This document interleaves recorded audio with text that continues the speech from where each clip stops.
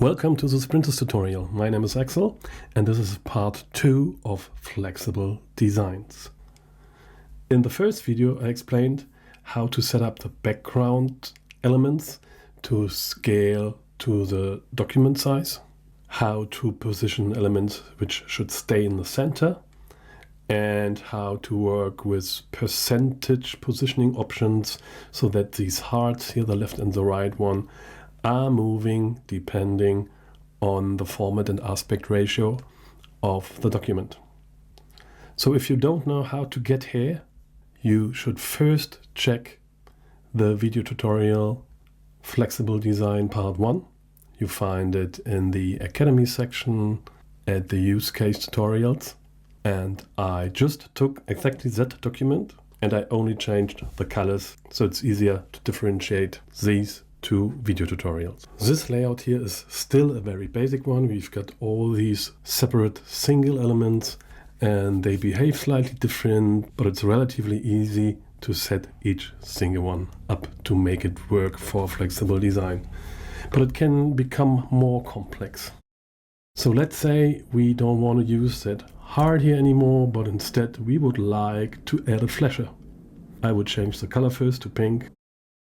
And I will add a text frame, change the color, make the font bold, and we will work with some padding left and right, so to make sure that the text will never ever reach here the edges of the shape. Left padding 5%, right padding 5%, okie doke. And now I will copy and paste it. Okay, that's it. Let's move all three of them to the right here to scale them down a bit.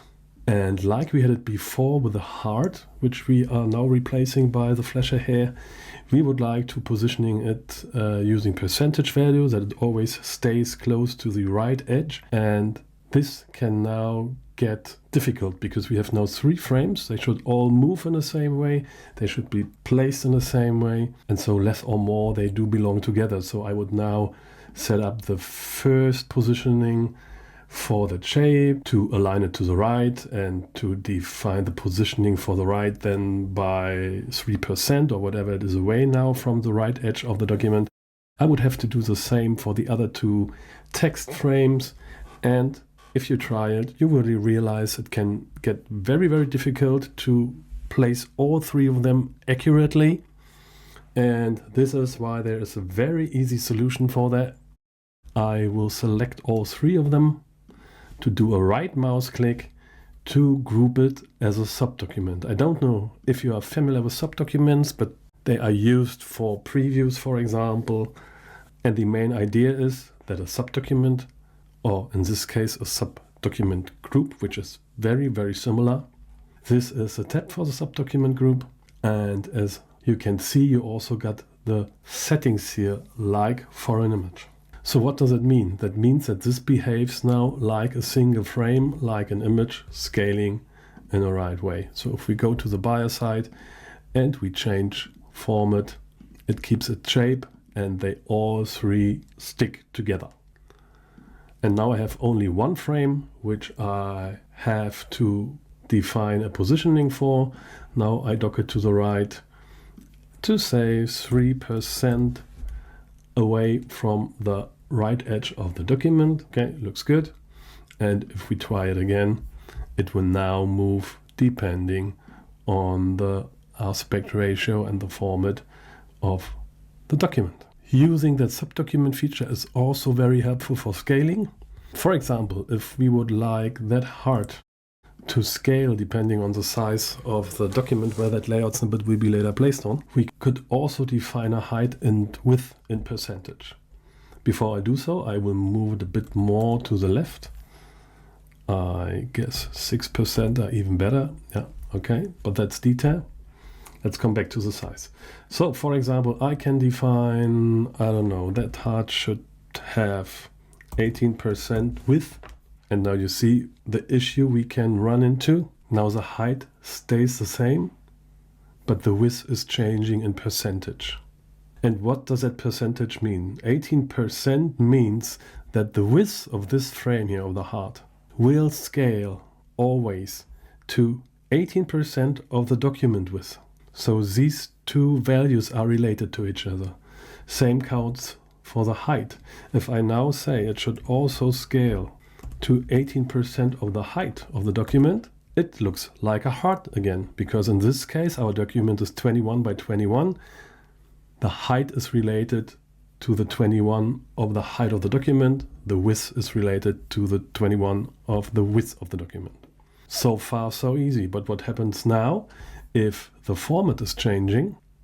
The width is bigger than the height of the document, and this is why the heart is not keeping its aspect ratio. Therefore, there are other features available. What we also can do, we can define for the heart that the width should be 18% of the width of the document, and the height should be the same. If I use percent, it says it should be 18%, but not of the height of the document, but based on the other value, on the width. So now I'm saying it should have 18% of the width for its width and 18% of the document width for its height. And now again, it works. The heart will grow if there is more space and getting smaller if there is less space, and it keeps its aspect ratio.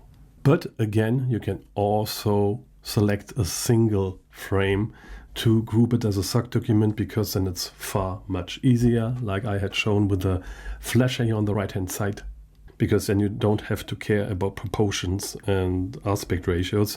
You're just positioning it, you define a size, even if it's using percentage in size, it will always scale in the right way because it's a SubDocument group. Okay, so our first layout snippet is done. Let's duplicate that one. To change this layout slightly, I will remove that image frame here to replace it by a regular one with no special shaping, and I will put it underneath these shapes to scale a bit. Okay, and I have to move these hearts a bit out of the way. And what happens now, if we have a look, the image frame will always stay the same because it is again using static values. The big heart is moving, the small one not, which doesn't look too nice, to be honest. And we have enough space here, especially on that extreme format. This is really just for testing. It's not recommended to use the same layout snippets for these extreme formats.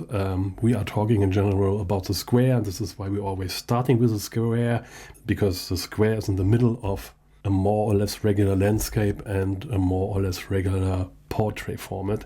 And these three formats it is made for, and these options are only for testing, because now I do realize, for example, we have that much space, and it's always the case here. So we could set up these guys here to move up, and your name could move down because there is enough space on the page.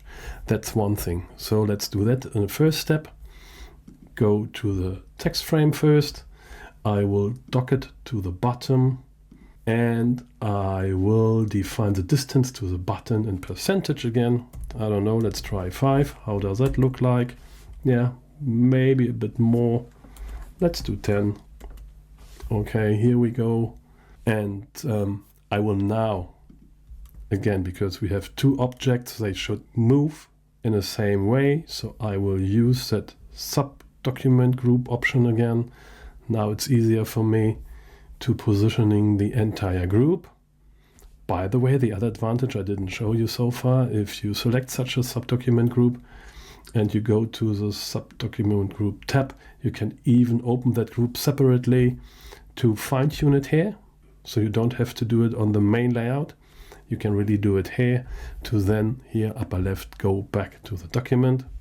But now I will define that one here to be placed in percentage from the top, which are in this case maybe also 3. Let's see. Yeah, I have to remove the centimeters, of course. And maybe that one to make it a bit more dynamic, 5% from the top. Okay. And if we give it a try again, we changed these 3 components here. If we give it a try, it looks good in landscape here. And in portrait, we are using the full space. The only thing which we could improve now is the size of the image frame. That could also scale. And another nice feature would be using the splitter feature.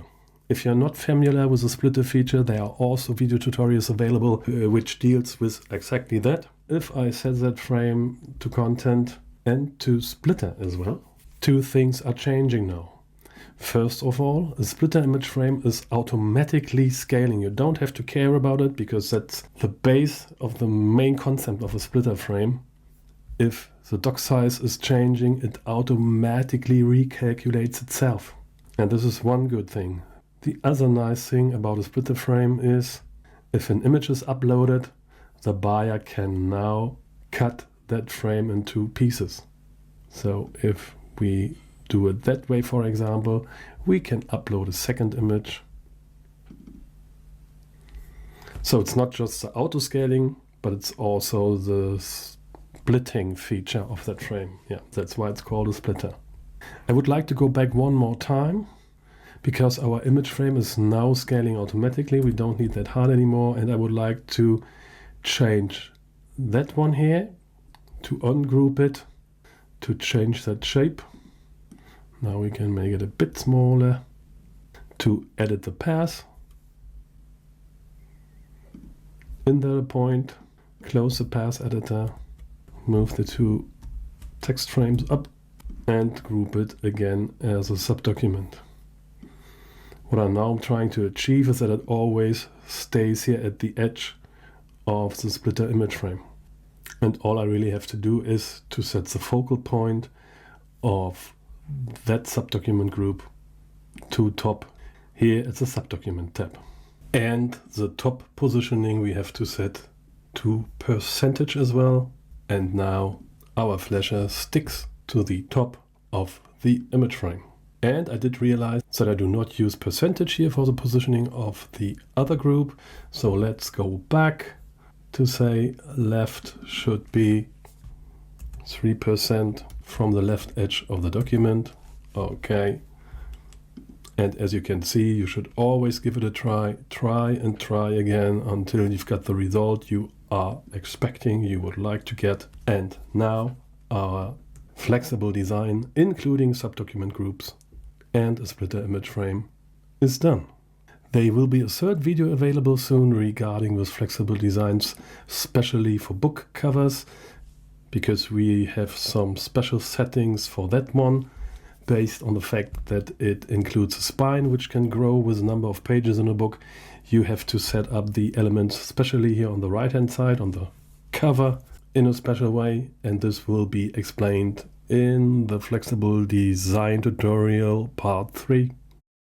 Thanks for now, thank you for watching, and hope to see you soon. Bye bye.